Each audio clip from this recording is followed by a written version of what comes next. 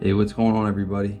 We're just gonna run through a quick how-to and tutorial on doing the front shocks on a 93 to 97 Ford Ranger. So let's run through some steps and we'll get this done now. All right, guys, so the first step is we're gonna remove this 14mm nut holding in the top of the shock. So on some shocks, this is an aftermarket shock. This is not the original. They have a nut here and you can hold it with a wrench while you turn this, because if we just start turning this, the whole body of the shock moves. We need to hold it while we're turning this off in order to get the nut off. So this one in particular has a nut right here. I already did the other side. I couldn't get to it, and I figured out it was a 16mm once I got it off, but I couldn't fit any wrench in here because it was so tight. So I ended up squeezing a vice grip in there, and I got it to hold right here while I backed off the nut. So that's how I got this one off on the other side. I believe the OEM one has a nut here as well, but not all of these shocks have a nut here. So the one I just got, our KYBs, they don't have a nut here. It actually has a notch on the top. I don't know if you guys can see it. This one has a notch as well. It's a 6mm wrench you could slide on here to hold it while you're backing this nut off. Now, the old one I tried on the other side, it just disintegrated. I mean, it's kind of old, so chances are that it might be too old and too gone for you to get a wrench on here and hold it. So, but what I'm gonna go ahead and try is we'll first try a 16mm wrench, as this is intended to do. We'll see if we can get it going. If not, I'll try the vice grips like I did on the other side. So let's go ahead and get this shock out now, guys. All right, guys, let's see if we can get this 16mm on here. That we're gonna be able to, because it has weld marks where they welded this nut. These are really cheap, so where they welded the nut onto the body of the shock, it's preventing a wrench from getting in here cleanly. As you can see, doesn't look like we're gonna get in there.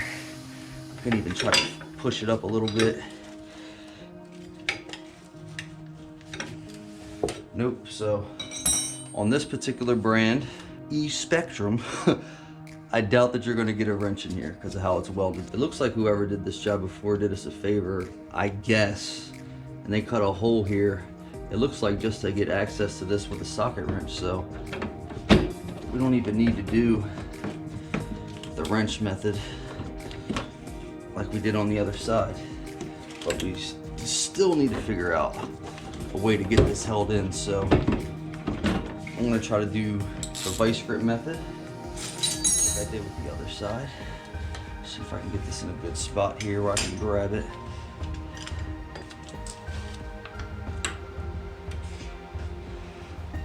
All right, guys, we got this vice grip locked in. I don't know if we got enough tension here. Let's see. Yep, broke it loose. All right, guys, so we got lucky here. Typically, if this wasn't cut out like whoever did this prior job, this is how I had to do the other side. I took a ratcheting wrench and I just slowly backed it off like this. All right, so this is how you would do the other side on the driver. This is the passenger. And if this isn't cut out, of course, you can go ahead and do the wrench method.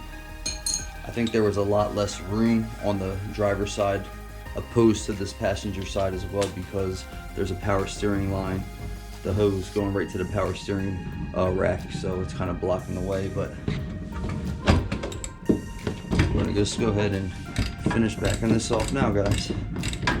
All right, guys, so the lower mount bolt is at 18 mil. We're just gonna take an impact and shoot that right on off.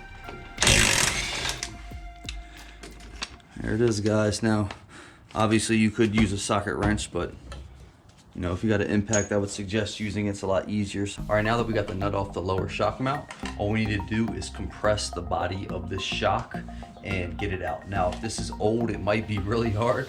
The other side was easy. I'm hoping for the same. So let's go ahead and try to get this compressed down. All I'm doing is pulling the body down. As you see, I got it out. So I'm just pulling the body down, compressing it in order to get it out from there. And then this, you might have to work a little bit, get it off. There we go, guys.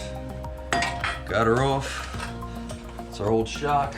All right, guys, what I'm gonna do is clean up these threads and this body of the shock mount, just so it slides on easier and it'll be clean if we ever got to take it off again in the future. So get a little brake cleaner.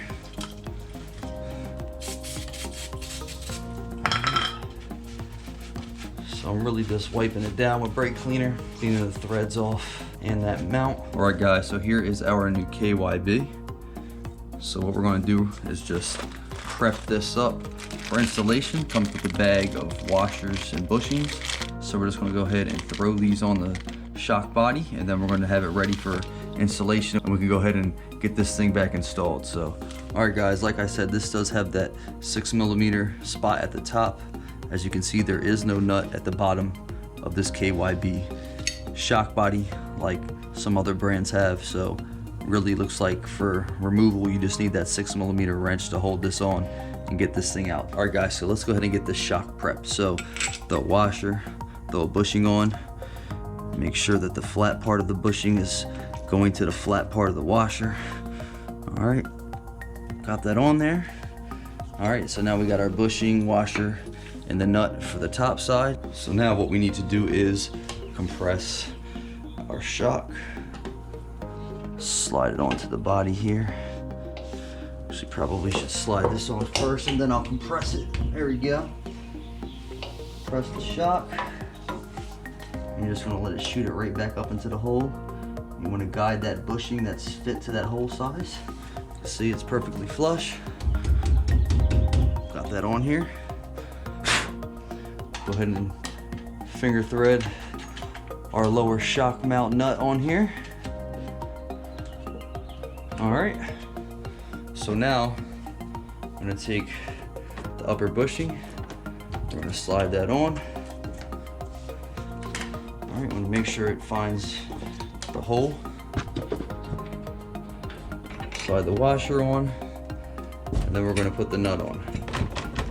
All right, so I'm just gonna get this started real quick with the ratcheting wrench. Just want to get it started. I'm not going to fully tighten it down yet. I am going to torque this bolt right here. So the torque spec I found for this bolt is 18 foot-pounds, and it looked about right on the other side, and it, you know, felt right. So I would definitely say 18 foot-pounds is the right torque spec for this bolt. So let's go ahead and get this lower bolt torqued into 18 foot-pounds.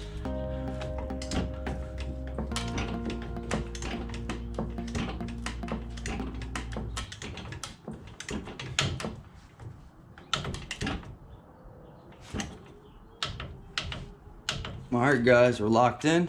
So even with this nifty little cutout here, I still can't get a torque wrench in here, so I'm just gonna do it by hand like I did on the other side. So all we're doing is taking a 14mm wrench, and we're just gonna get her tightened down till the bushings are compressed.